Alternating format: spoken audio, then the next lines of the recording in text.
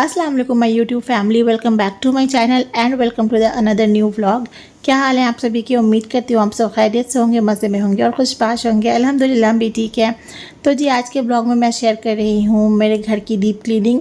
2 महीने हो गए थे मैंने अपने घर को अच्छे से क्लीन नहीं किया था, डीपली क्लीन नहीं किया था और बहुत ज़्यादा गंदा हो गया था। लिटरली जब से घर से आई थी तब से क्लीनिंग नहीं करी एंड इस व्लॉग में मैं लिटरली हर एक चीज़ शेयर करूँगी कि कितनी गंदगी निकली थी, कितना कूड़ा निकला था, पंखे कितने गंदे थे, विंडोज़ कितने गंदे थे। तो ब्लॉग को एंड तक ज़रूर देखिएगा, आई एम श्योर आपको अच्छा लगेगा और सफाई के बाद जो सेटिस्फैक्शन मिलती है उसका तो आप सभी को अंदाज़ा होगा।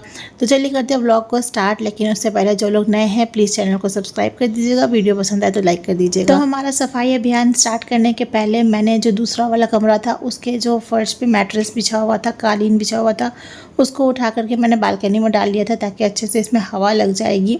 उसके बाद विंडोज़ की क्लीनिंग शुरू करी थी और सच बता रही हूँ विंडोज़ बहुत ज़्यादा गंदा था, इतना ज़्यादा धूल जमा हुआ था। इवन कि अभी बारिश होती है ना तो इसमें पानी भी जमा हो जाता है, आई डोंट नो कैसे लेकिन जमा हो जाता है।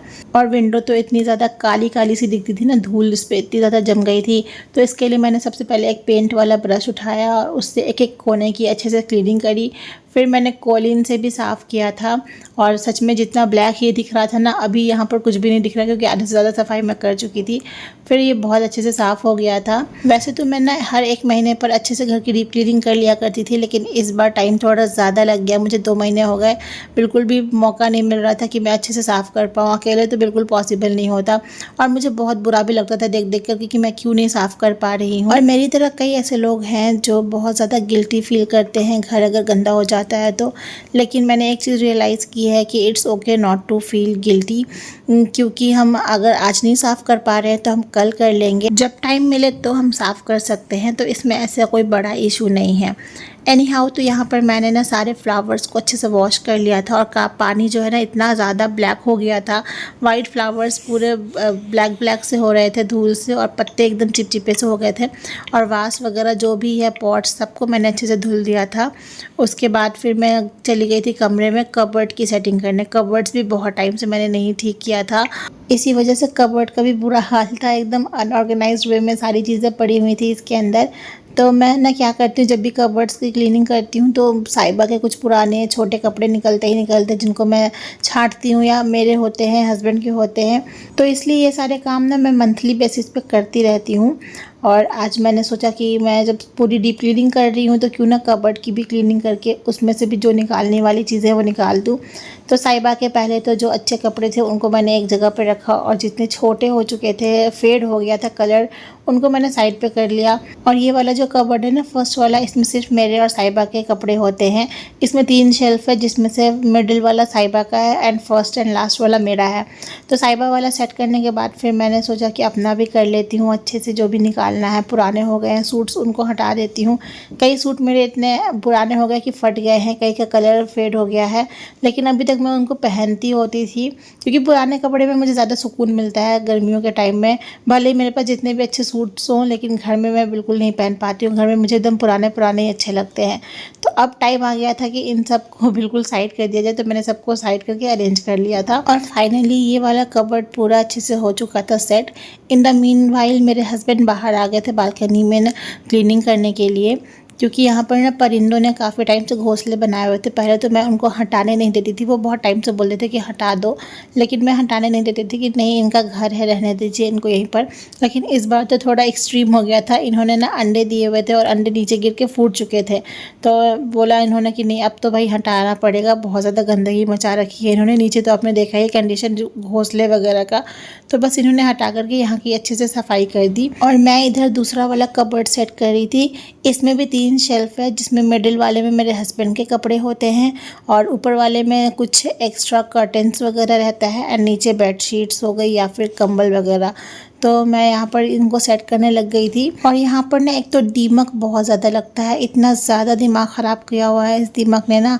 थोड़ा दिन नहीं अगर ध्यान दो ना तो कबर्ड्स के अंदर भी लग जाते हैं, कपड़ों के यहाँ पर भी दिखते रहते हैं, क्योंकि शायद ये लकड़ी का है इस वजह से हर जगह पर लगता है, जहाँ जहाँ पर कबर्ड्स वगैरह वहाँ पर मोस्टली लगे हुए होते हैं। तो इससे मैं बहुत परेशान हूँ, बार बार क्लीन कर देती हूँ फिर बार बार ये आ जाते हैं और बहुत सारी मिट्टी भी खुदी हुई रहती है। तो बस यहाँ पर ना मैंने उसको साफ़ कर दिया था। और उसके बाद ये जो ऊपर वाला कर्टन्स वाला सेक्शन था, इसके लिए मैंने अपने हस्बैंड को बुलाया था कि मैं अब थोड़ी देर रेस्ट करूँगी, आप ये वाला कर दीजिए। तो वो ना कर्टन्स वाला सेक्शन साफ़ करने लग गए थे। और फिर उसके बाद जो डोर मैट्स था उसको मैं धुलने के लिए दे रही थी मशीन में।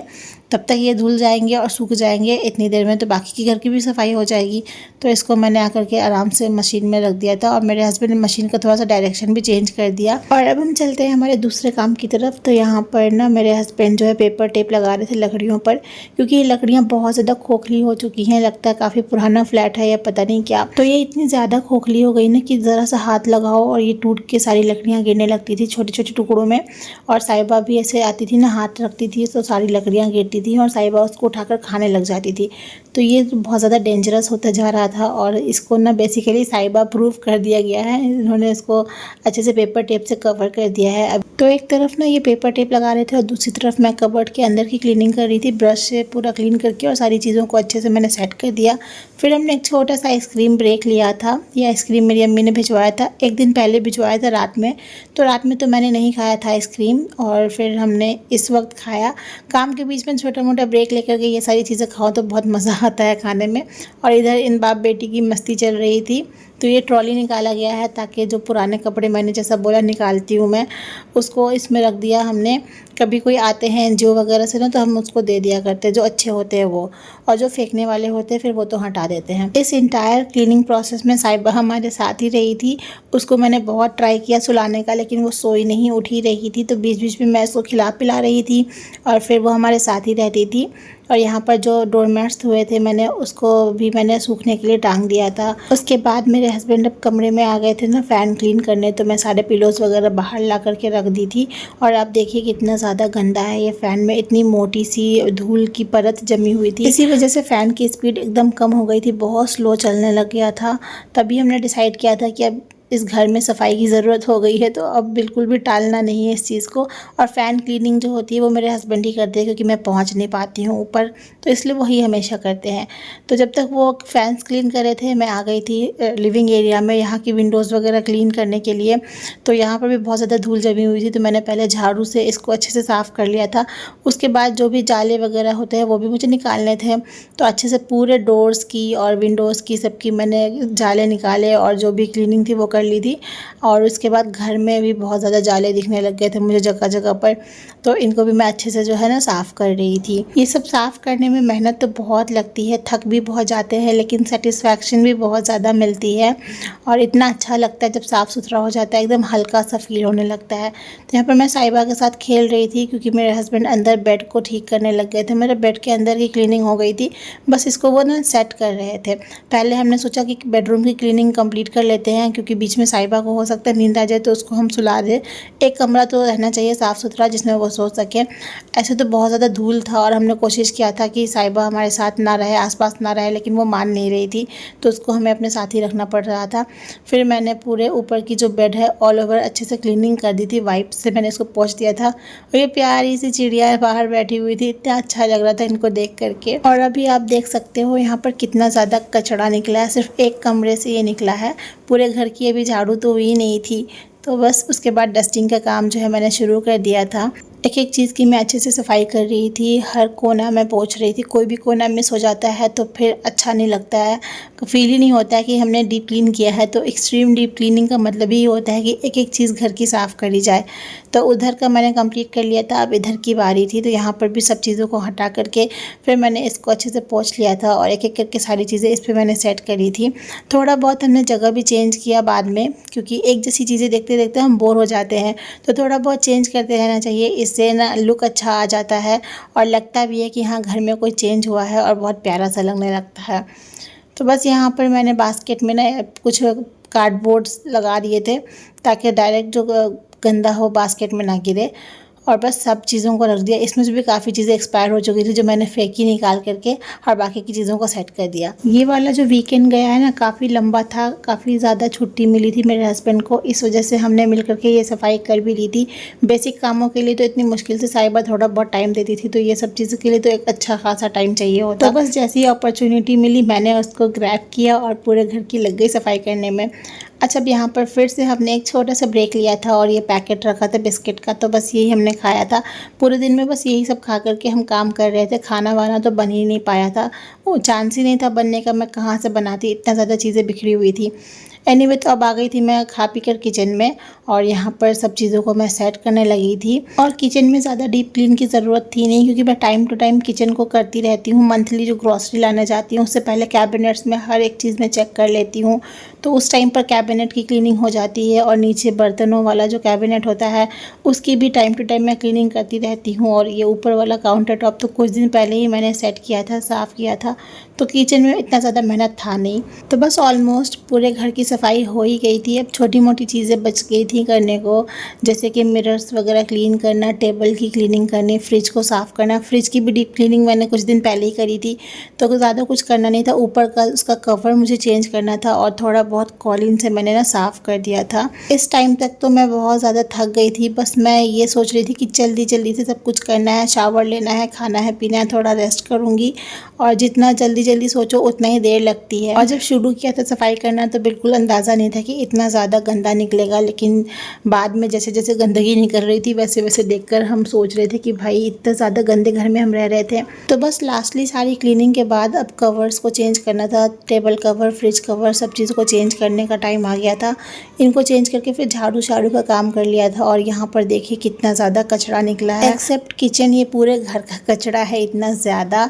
और फाइनली झाड़ू के बाद जो है ना, पोछा लगाने से पहले मैंने सोचा कि मैं इस वाले वॉश बेसिन को भी साफ़ कर लेती हूँ। तो बस इसकी भी मैंने सफाई जो है शुरू कर दी थी। और इसके बाद बस फाइनली मैंने पोछा कर लिया था। उसके बाद फटाफट से मैंने शावर लिया था, फिर कुछ खाने का बनाया था और साथ में 1 कप चाय। इतना ज़्यादा हम थक गए थे ना, मेरे तो सर में दर्द होने लगा था। फिर मैंने सोचा कि पहले शावर लेके कुछ खा पी लिया जाए, चाय पी लिया जाए, उसके बाद बाकी के घर की सेटिंग्स को भी चेंज कर लेंगे। चेंज क्या करना, कर्टन्स लगाना, बेडशीट चेंज करना, यही सब चीज़ रह गई थी करने को। तो बस खा पी करके 5-10 मिनट का थोड़ा सा रेस्ट लिया हमने, बातचीत करी, उसके बाद फिर हम लग गए थे काम पर। फाइनल टच बस देना रह गया था। तो यहाँ पर मेरे हस्बैंड ने कर्टन्स वगैरह हैंग कर दिए, मैंने बेडशीट किया, कंबल वगैरह को तय लगाया। और इधर हस्बैंड ने भी बहुत ज़्यादा हेल्प करी थी, इन्होंने पिलो कवर वगैरह लगा दिया था। और इसके बाद कमरे की जो सफाई थी वो हो गई थी फाइनली कंप्लीट। बस एक कर्टन चेंज करने के बाद ही इस कमरे का पूरा लुक चेंज हो गया था, इसलिए मैं टाइमली पूरे घर का कर्टन्स वगैरह चेंज करती होती हूँ। इसके बाद अब हम आ गए थे लिविंग एरिया में और यहाँ पर भी मेरे हस्बैंड कर्टन्स लगा रहे थे। कर्टन्स हमने यहाँ पर का चेंज कर दिया। उसके बाद मैं सोफ़ा थ्रो बिछा रही थी। काफ़ी टाइम के बाद ये सोफ़ा थ्रो मैंने बिछाया है। कितने पहले मैंने इसको ख़रीदा था, पहले मैं यूज़ करती थी, फिर बीच में छोड़ दिया था, लेकिन अब हमने सोचा कि थोड़ा सा चेंज करते हैं, अच्छा लगेगा। तो यहाँ पर मैंने कुशन वगैरह का कवर भी चेंज कर दिया और फाइनली ये भी पोर्शन हो गया हमारा अच्छा सा सेट। और यहाँ पर विंडो के बाहर अंधेरा दिख रहा होगा क्योंकि ना रात हो गई थी, 8 साढ़े 8 का टाइम हो गया था हमें ये सब फाइनल करते करते में। अच्छा, थोड़ा बहुत ही चेंज करने के बाद घर का कितना सारा लुक चेंज हो जाता है, एक पॉजिटिव सी वाइब आती है और जो सेटिस्फैक्शन मिलती है इतना साफ़ सुथरा करने के बाद, इतना प्यारा सा देखने के बाद, वो तो अलग लेवल की होती है। और अब लास्टली ये वाला कमरा रह गया था, तो मेरे हस्बैंड ने बोला लाओ मैं इसको अच्छे से सेट कर देता हूँ। तो बेडशीट वगैरह इन्होंने अच्छे से चेंज करके बिछा दी थी। जब भी वर्क फ्रॉम होम होता है तो मेरे हस्बैंड इस कमरे में अपना काम करते हैं और साहिबा भी यहीं पर खेलती है, तो इसका सारा टॉयज़ भी इन्होंने यहीं पर अच्छे से रख दिया था। पूरा एक पोर्शन उसके टॉयज़ के लिए बना दिया था और मैं यहाँ पर थोड़ी बहुत हेल्प कर रही थी, जैसे ये सब चीज़ें मैं रख रही थी और साहिबा आकर फेंक रही थी, तो यही सब चीज़ें यहाँ पर चल रही थी। तो बस फाइनली पूरा घर हो गया था क्लीन और हर एक चीज़ हमने नए सिरे से चेंज कर दी थी, सेट कर दी थी। अब आप लोग मुझे कमेंट सेक्शन में ज़रूर बताइएगा कि आपको हमारे घर की सेटिंग, चेंजिंग और क्लीनिंग रूटीन कैसी लगी और पूरा घर साफ़ होने के बाद कैसा लग रहा है। तो इस व्लॉग को अब इधर ही एंड करती हूँ, मिलती हूँ नए व्लॉग में। तब तक अपना बहुत सारा ख्याल रखिएगा, हमें दुआ में शामिल रखिएगा। अल्लाह हाफिज़।